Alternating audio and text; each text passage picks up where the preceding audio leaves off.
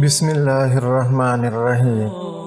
قدر کول زده کړئ، ځکه نه بیا ژوند شته او نه بیا ملګري. د زړه ځینې خبرې زړه کې ښې وي. عاقل سړی کم غږیږي او ډېر اوري. د زړونو ګټل زده کړه، پیسې خو سوالګرې هم ګټلی شي.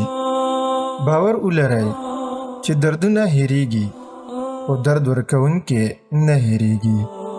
غوسه مه کوئ، ځکه له غوسې څخه کبر پیدا کیږي او له کبر څخه ظلم پیدا کیږي. ښه انسان هغه دی چې د بدو وس لري او بیا هم ښه کوي.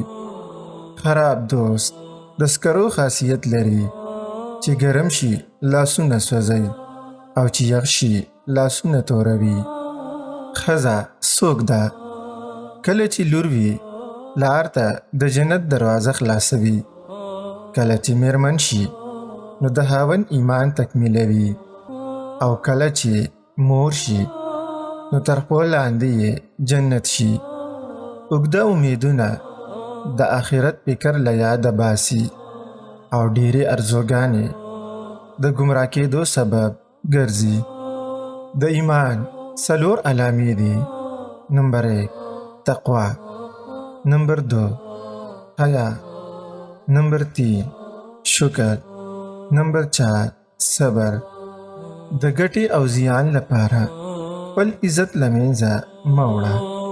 که صحت دې خراب وي ښه به شي، او که نیت دې خراب وي تر قیامته به ښه ورځ ونه ګورې. له هغو خلکو مه ډارېږه څوک چې خپل بدل په خپله اخلي. له هغه خلکو وډار شه څوک چې خپله معامله الله ته پرېږدي. ځینې دومره نه وي لکه څومره چې ورته ځان ښکاري. د بد اخلاقه ملګرو له ناستې نه ډډه کوئ، ځکه چې سړی تل په خپلو ملګرو پیژندلی کیږي. تل دروند اوسه، ځکه چې سپک شیان باد وړي. خلک او حالات ډېر زر بدلیږي. اماده اوسئ، په هیڅ چا زر تکیه مه کوئ. انسان نن سبا تر ټولو ډېرې نیمګړې وعدې له خپل رب سره کوي. تیر هیر کړه، مګر هغه درسونه مه هېروه چې تا ترې زده کړه کړې. هغه مه هېروئ څوک مو چې تر څنګ وو کله چې هېڅوک نه و. د هو انسانانو تګ بیا راتګ نه لري. مه پرېږدئ چې ښه انسانان مو له ژونده لاړ شي. څوک چې خپله ژبه د بدو خبرو کولو څخه وساتي نو د هیڅ چا زړه به ونه زوروي.